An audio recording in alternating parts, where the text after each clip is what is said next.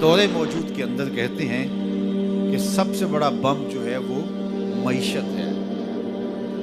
کسی قوم کی اگر معیشت کمزور ہو گئی، اقتصادی حالت پتلی ہو گئی،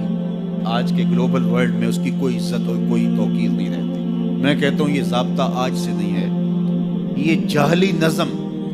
جو موجودہ مہذب دنیا کے اندر یہ جو جاہلی قانون اور ضابطہ ہے،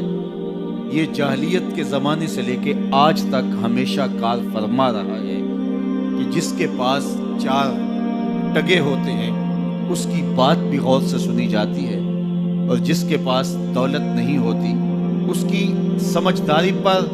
مشتمل باتوں کو بھی حفاظ کہہ کے رد کر دیا جاتا ہے۔ اور اگر آپ کے گھر میں دانے ہیں تو آپ کے کملے بھی سیانے ہیں، اور اگر آپ کے پاس کچھ نہیں ہے اور آپ فصاحت و بلاغت کے امام ہیں تو آپ کی بات کی کوئی اہمیت نہیں ہے۔ عربی کا ایک شعر ہے کہ فصاحت و صحبان و خط و ابن مقلہ و حکمت و لقمان و زہد و ابن ادہمی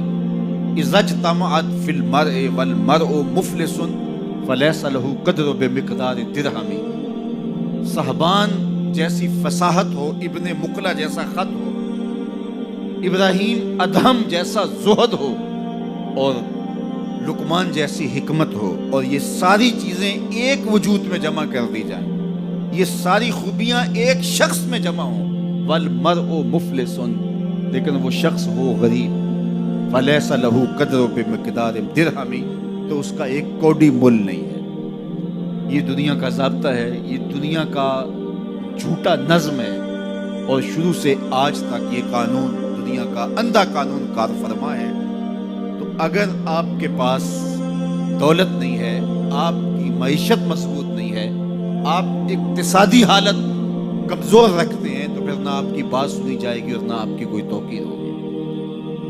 اقوام عالم کے اندر اپنے آپ کو کھڑا کرنے کے لیے اپنی اقتصادی حالت آپ کو بہتر کرنی ہوگی، اور اقتصادی حالت بہتر کیسے ہوگی؟ دیانت اور سچائی کے ساتھ اگر آپ بڑھیں گے تو آپ کو رستے نصیب ہوتے چلے جائیں گے، اللہ آپ کی مدد کرے گا، اللہ آپ کی نصرت کرے گا۔ دیانت کے ساتھ اور سچائی کے ساتھ جو قومیں آگے بڑھی ہیں، وہ قومیں کافر بھی ہوں تو انہیں راستے ملے ہیں، اور دیانت اور سچائی کو جن قوموں نے چھوڑا ہے، چاہے وہ تہجد گزار بھی ہوں، انہوں نے راستے مسدود پائے ہیں، راستے بند پائے ہیں۔ اس لیے یہ اللہ کا ضابطہ ہے، اللہ کا قانون ہے کہ اللہ جل شانہ اپنے طے شدہ اصولوں سے انحراف نہیں کرتا۔ تو اگر ہم چاہتے ہیں کہ ہم آگے بڑھیں تو ہم سب کو دیانت کے ساتھ، سچائی کے ساتھ آگے بڑھنا ہوگا۔ جن قوموں کے اندر خیانت آ جاتی ہے، وہ خیانت کسی بھی رنگ اور کسی بھی روپ میں ہو، وہ قومیں کبھی بھی آگے نہیں بڑھ سکتی، وہ قومیں پیچھے رہ جاتی ہیں۔ اور جو قومیں سچ کی بجائے جھوٹ کو فن سمجھ لیتی ہیں اور وتیرہ بنا لیتی ہیں، وہ قومیں بھی برباد ہو جاتی ہیں اور اپنی عزت کھو دیتی ہیں۔ آج دنیا کے اندر اگر ہم نے عزت کو حاصل کرنا ہے تو ہمیں دیانت اور سچ کو تھامنا پڑے گا۔ میں یہاں بیٹھ کے یہ بات کر رہا ہوں، میری بات آپ تک اور سوشل میڈیا کے ذریعے کچھ لوگوں تک تو پہنچ سکتی ہے، لیکن میں اس کے باوجود یہ بات اس لیے کر رہا ہوں، کم از کم جو میرے حصے کا کام ہے اس سے تو میں عہدہ برا ہو سکوں، اور آپ بھی اپنے حصے کے کام سے کبھی بھی غافل نہ ہوں۔ آج ایک مزدور جو 8 گھنٹے کام کرتا ہے، اس کے سر پہ مالک کھڑا نہ ہو تو وہ خیانت کرے، تو اسے سوچنا چاہیے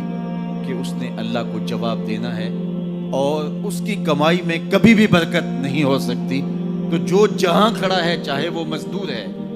چاہے وہ سرمایہ دار ہے، تو اس کو خیانت اور جھوٹ کے ساتھ آگے نہیں بڑھنا ہوگا، بلکہ اس کو دیانت اور سچائی کے ساتھ آگے